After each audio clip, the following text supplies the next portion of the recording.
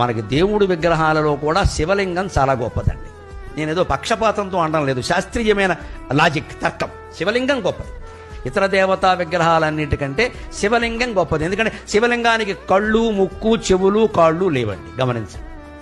కృష్ణుడికి ఉన్నాయి, రాముడికి ఉన్నాయి, వెంకటేశ్వర స్వామికి ఉన్నాయి, అమ్మవారికి కూడా ఉన్నాయి. శ్రీమాత, శ్రీ మహారాజ్ఞ. అబ్బో, ఆవిడ మామూలుగా కూర్చోదు, కాలేసుకుని కూర్చోవలసింది. అవన్నీ ఉన్నాయి. శివలింగాన్ని మీరు గమనించండి, అంతే ఇలాగే బోడిగా అలా ఉండిపోతుంది. ఎందుకని?